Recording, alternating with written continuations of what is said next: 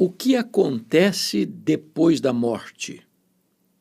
Esta é uma das perguntas que mais recebo e uma das dúvidas mais recorrentes de tanta gente. No podcast de hoje, HDL Podcast, eu vou tratar deste assunto com você. Então, não saia daí, porque logo depois da vinheta nós estaremos de volta. O que acontece depois da morte? Para onde vai a alma? A alma existe? Como é que é isso? A resposta vai depender de quem vai responder essa pergunta, porque se você pergunta para um ateu materialista, que acredita que o homem é apenas matéria, só tem corpo, morreu, acabou, não tem mais nada. Se você pergunta para uma pessoa de viés espiritualista, ele vai dizer que morreu, desencarna e reencarna de novo, e morre, desencarna e reencarna de novo, num processo ad infinito. Se você pergunta para alguém que subscreve a teologia católico-romana, ele vai dizer, bom, a pessoa não era tão boa para ir direto para o céu, não era tão má para ir direto para o inferno, morreu, vai para o purgatório, sofrer, purgar seus pecados, não sabe por quanto tempo, até ser aperfeiçoado para entrar no céu.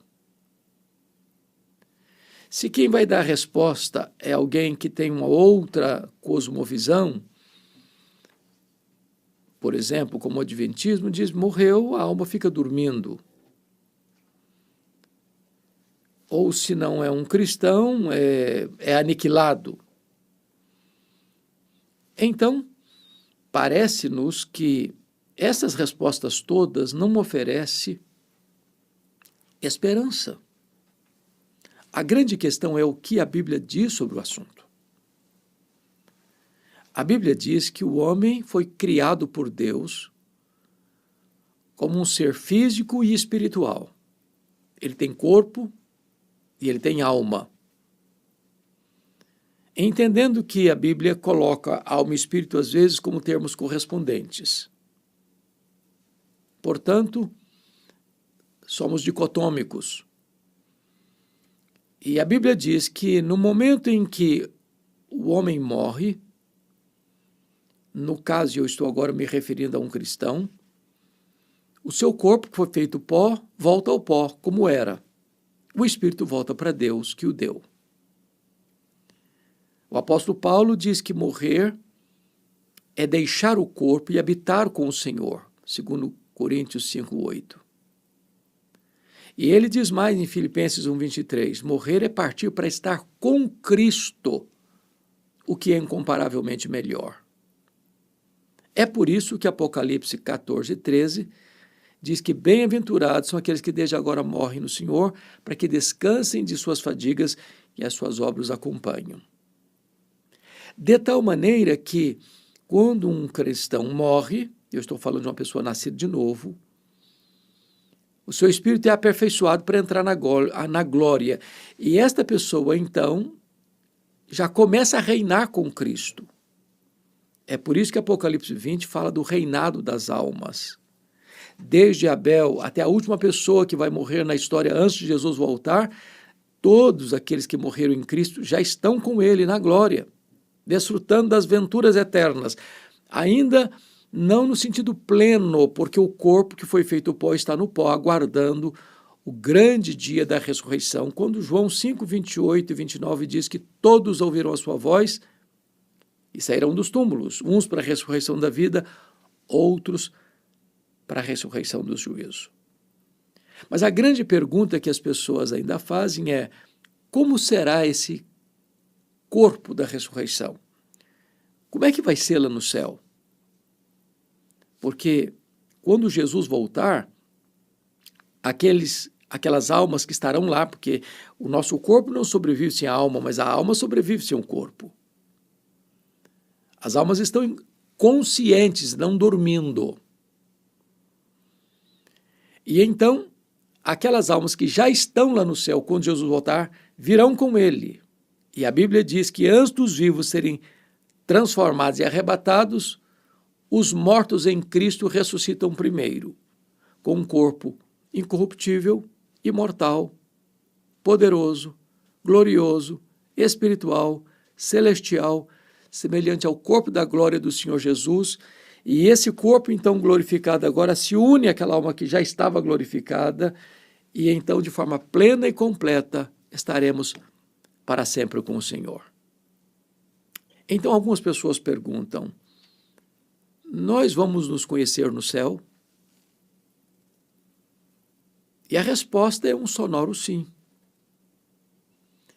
Primeiro, porque o céu não é retrocesso, o céu é glorificação. Agora conhecemos em parte, então conheceremos de forma plena. Não num espelho embaçado, mas claramente, nitidamente. Algumas pessoas argumentam, bom, mas se nós vamos nos conhecer, vai ser triste, porque eu vou chegar lá e posso não ver alguém a quem eu amo. Um pai, uma mãe, um avô, uma avó, um filho, uma filha, o marido, a esposa, um irmão, uma irmã. A questão é que no céu nós não teremos lembranças de tristeza. Deus vai enxugar dos nossos olhos toda lágrima. Segundo, nós não vamos ser famílias nucleares no céu. Quem foi marido e mulher aqui não vai continuar sendo marido e mulher lá no céu. Lá não se casa, nem se dá em casamento. Lá não vamos ser famílias Silva, Pereira, Oliveira, Lopes, não. Lá nós teremos uma única família. Você não vai amar menos Abraão, Isaac, Jacó, do que você vai amar quem foi aqui seu pai, sua mãe, seu marido, sua mulher, seu filho, sua filha. Seremos uma só família. Mas alguém ainda argumenta: como é que vai ser no céu? Porque imagine você que morreu uma pessoa de 100 anos, um vovozinho. Vai ser um vovozinho glorificado no céu? Ou imagine também que morreu um bebê no ventre da mãe, um aborto. Ou acabou de nascer e morreu. Ou morreu no estado de inconsciência. Vai ser um bebezinho glorificado no céu? Ou um feto glorificado no céu? O que a Bíblia nos ensina, em Filipenses capítulo 3, é que nós vamos ter um corpo semelhante ao corpo da glória do Senhor Jesus. Não importa se morreu com 1 mês de idade, ou morrer ao nascer, ou se morreu com 100 anos, todos nós vamos ter um corpo semelhante ao corpo da glória do Senhor Jesus. Então, este corpo vai ser pleno e não vai ficar cansado, não vai ficar doente, não vai ficar velho, não vai brigar com o espelho, não vai brigar com a balança. É um corpo perfeito. E Paulo escreveu a sua carta aos Tessalonicenses, que era a capital da província da Macedônia, uma cidade grega, terra de Alexandre o Grande, para tratar desse assunto, para esclarecer este assunto. Porque, por influência do pensamento grego, os cristãos estavam desassistidos de esperança quando morria alguém. Eles estavam tristes, como aqueles que não tinham esperança. E por quê? Porque no pensamento grego, a matéria era essencialmente má. Só o espírito que era essencialmente bom. Ora, na cabeça deles, portanto, a morte era uma espécie de promoção, de prêmio, porque o corpo, para eles, matéria, era uma clausura para a alma, que é espiritual e boa. De tal forma que os gregos não acreditavam em ressurreição. Porque na cabeça dele, se a matéria era má, a alma havia sido liberta dessa masmorra do corpo, e pregar que esta alma retornaria ao corpo era um retrocesso e não uma glorificação. Então entra aqui o texto que eu vou passar a expor para você, para mostrar que o cristianismo traz esperança, segurança, resposta para esta questão que estamos levantando: como será depois da morte? E Paulo vai argumentar assim: não queremos, porém, irmãos, que sejais ignorantes com respeito aos que dormem, para não vos entristecerdes como os demais que não têm esperança. Primeiramente, me permita esclarecer esta metáfora do sono. A Bíblia trata a morte como um sono. E por duas razões. Primeiro, que quando você dorme, você descansa. Segundo, quando você dorme, pressupõe que você vai acordar. Com isso, a Bíblia está dizendo que a morte não é final, que vai ter ressurreição. E então, quando um crente morre, ele descansa das suas fadigas, conforme Apocalipse 14:13.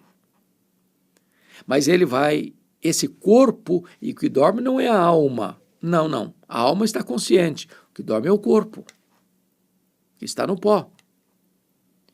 Mas na ressurreição, esse corpo vai acordar com a chamada de Cristo. Todos ouvirão a sua voz e sairão dos túmulos, uns para a ressurreição da vida, outros para a ressurreição do juízo. Então, Paulo está dizendo para aqueles crentes de uma sociedade grega que eles não deveriam viver com ignorância com respeito aos que morrem. Porque os gregos não tinham esperança. Eles não acreditavam em ressurreição.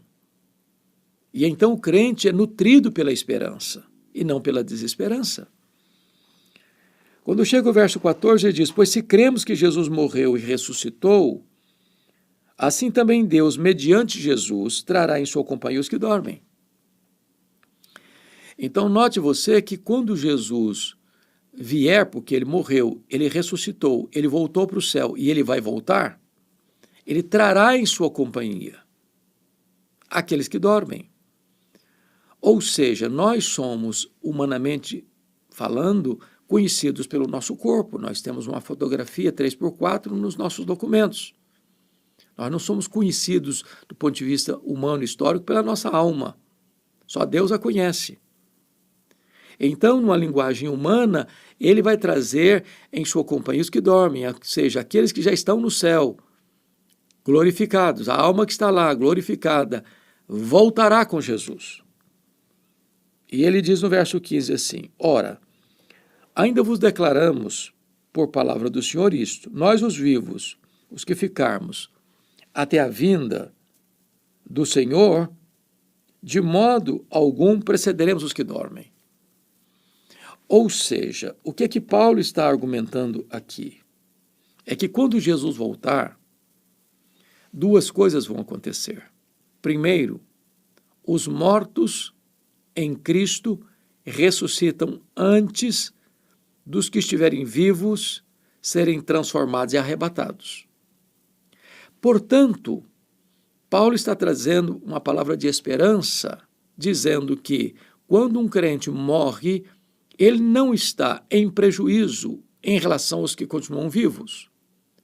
Primeiro, porque a sua alma já começa a gozar das bem-aventuranças eternas. Segundo, porque quando Jesus voltar, antes dos vivos serem transformados, os mortos em Cristo ressuscitam. Então, aqueles que não tinham esperança ficavam tristes. Aqueles que têm esperança não devem se entristecer. Ele está falando que esse fato vai ocorrer na segunda vinda de Cristo. Ele prometeu que vai voltar. E vai voltar pessoalmente, visivelmente, audivelmente, repentinamente, inesperadamente, inescapavelmente, e gloriosamente. Ele virá como o Rei dos Reis, como o Senhor dos Senhores, como juiz de vivos e de mortos, e vai se assentar no trono para julgar as nações. Versículo 16 diz: porquanto o Senhor mesmo, dada a sua palavra de ordem e ouvida a voz do arcanjo, ressoada a trombeta de Deus, descerá dos céus e os mortos em Cristo ressuscitarão primeiro. Depois nós, os vivos, os que ficarmos, seremos arrebatados juntamente com eles entre nuvens para o encontro do Senhor nos ares, e assim estaremos para sempre com o Senhor. Então veja você que ele falou de uma revelação. Ainda vos declaramos por palavra do Senhor. Então eu não estou cogitando, eu não estou lucubrando, eu não estou erguendo aqui uma hipótese, nem mesmo uma tese. Nós temos da parte de Deus revelação. Revelação.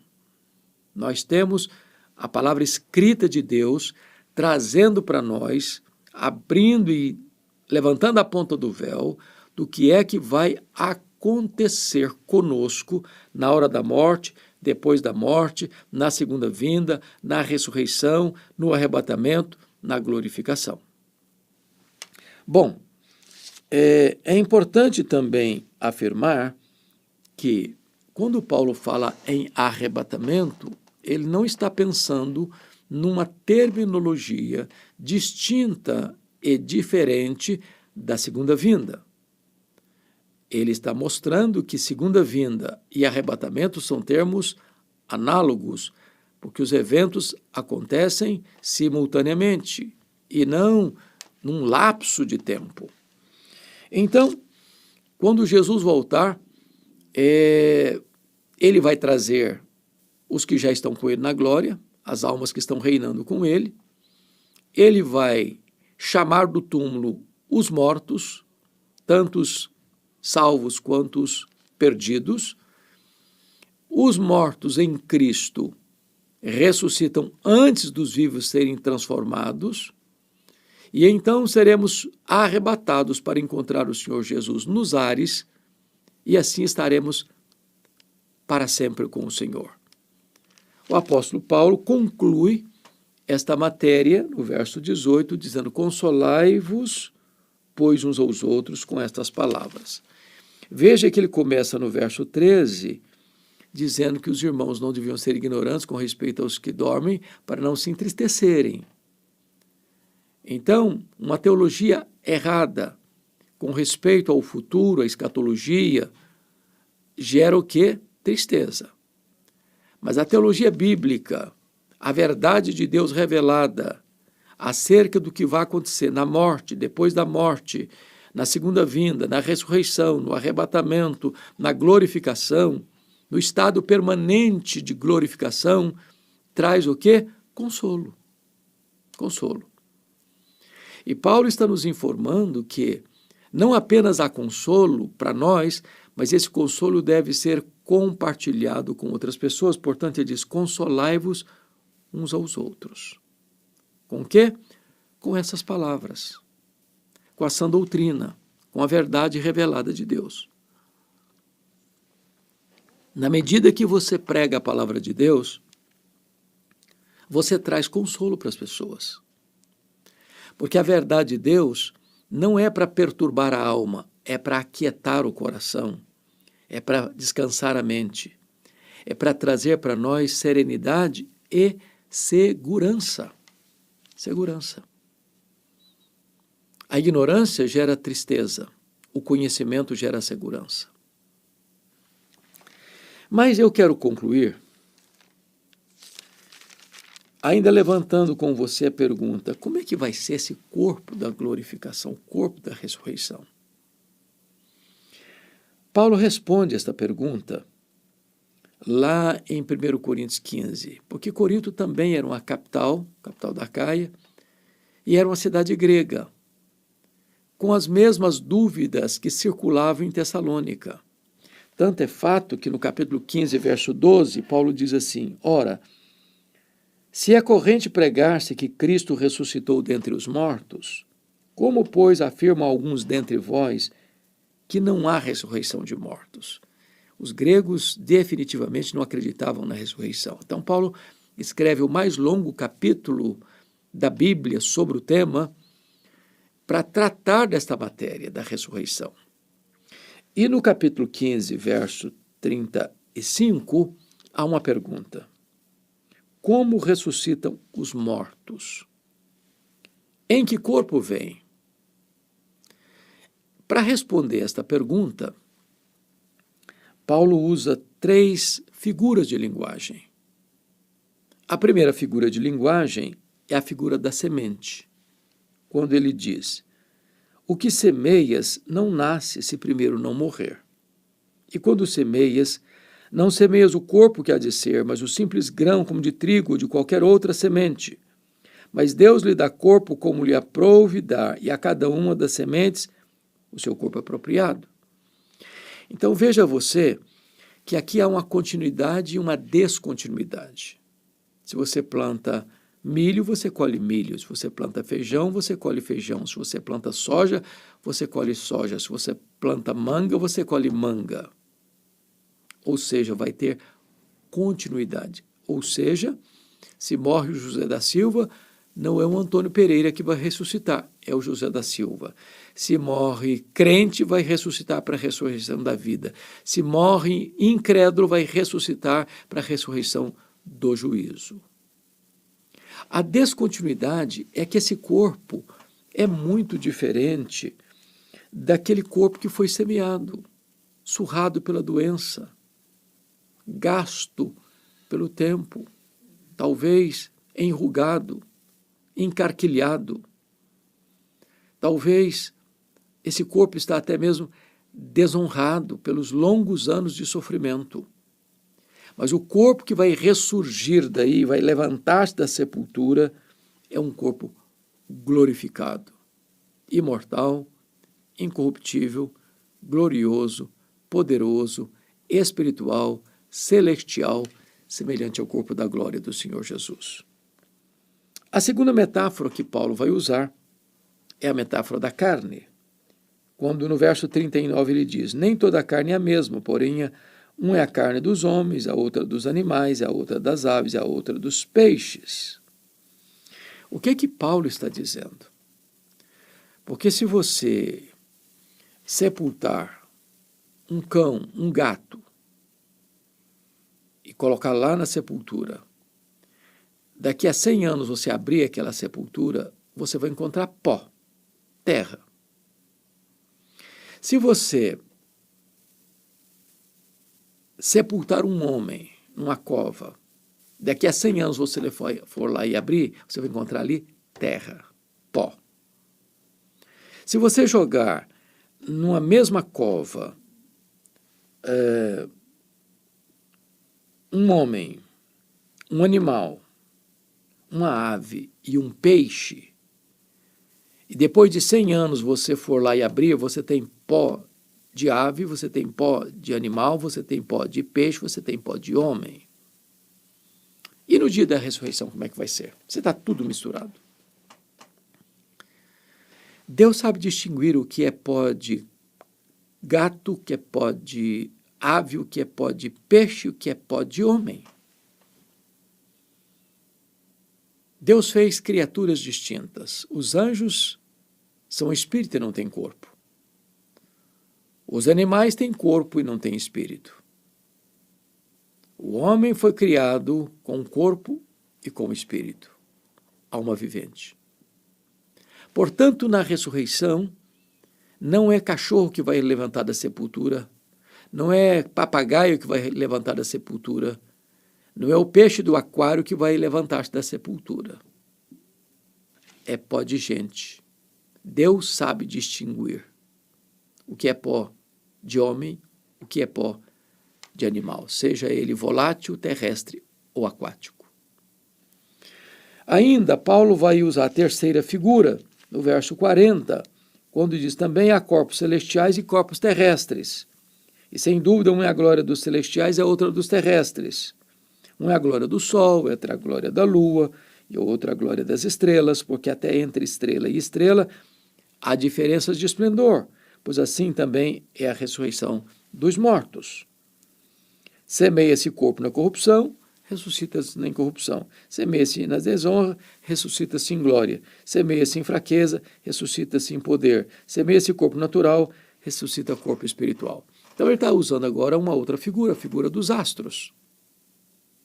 Um é a glória do sol, outro é a glória da lua, outro é a glória das estrelas. Até entre estrela e outra estrela tem diferença de esplendor. Assim também será na ressurreição dos mortos. Ou seja, todos serão glorificados, mas nem todos terão o mesmo brilho, o mesmo esplendor.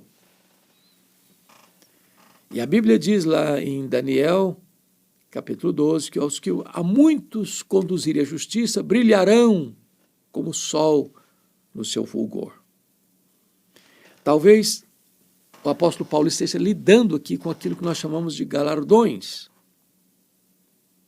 Lá em 1 Coríntios capítulo 3, versos 11 a 15, o apóstolo Paulo diz que ninguém pode lançar outro fundamento além daquele que já foi posto, qual é Cristo Jesus. Eu, como prudente construtor, edifiquei sobre o fundamento.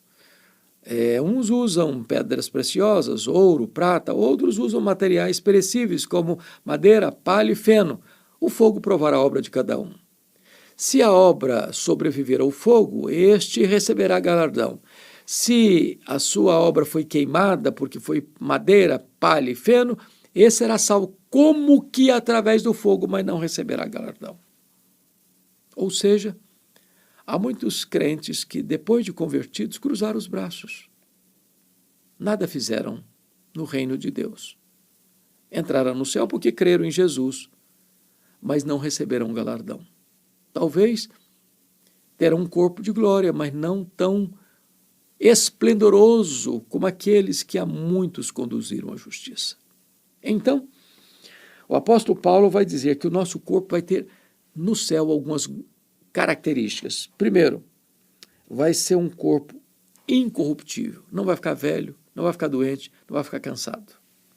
Segundo, vai ser um corpo glorioso, como quando Jesus ressuscitou dos mortos, ele tinha um corpo glorioso, cabelos brancos como a neve, olhos como chãs de fogo, pés como de bronze polido, voz como de voz muitas águas, rosto brilhando como o sol no seu fulgor. Vai ser um corpo glorioso. Mas também vai ser um corpo de poder. Jesus foi assunto aos céus num corpo de glória. E como o nosso universo tem mais de 93 bilhões de anos-luz de diâmetro, poderíamos perguntar, onde fica o céu? Quanto tempo ele demorou para chegar no céu? Quanto tempo ele demorará para voltar do céu à terra na sua segunda vinda? O corpo de glória, que é poderoso, não estará mais sujeito às mesmas leis que nos governam hoje. É assim que teremos esse corpo. Habitaremos novos céus e nova terra. Todo o cosmos de Deus restaurado será o nosso habitat. E então, ele explica para nós como será esse corpo que teremos e como nós serviremos ao Senhor, como nós contemplaremos a sua face, como nós conheceremos uns aos outros, como nós viveremos com uma grande família de Deus, num banquete eterno, numa felicidade plena, onde não haverá mais doença nem pecado, onde nós estaremos, reinaremos com Jesus para sempre e sempre e sempre.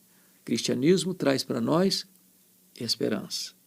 Esperança traz para nós convicção. Convicção traz para nós segurança. E eu espero que esta mensagem acerca do que vai acontecer depois da morte possa ter ajudado você, consolado o seu coração, abençoado a sua vida. Então, que você transmita para outrem esse mesmo consolo que você recebeu. Se esta mensagem foi oportuna para você, compartilhe com outras pessoas. Se você não está ainda inscrito no nosso canal, faça isso e nos ajude a levar a esperança do Evangelho a outros e acione o sininho para que você possa ser notificado das mensagens que toda semana chegam aqui no HDL Podcast para edificar a sua vida. Deus abençoe o seu coração.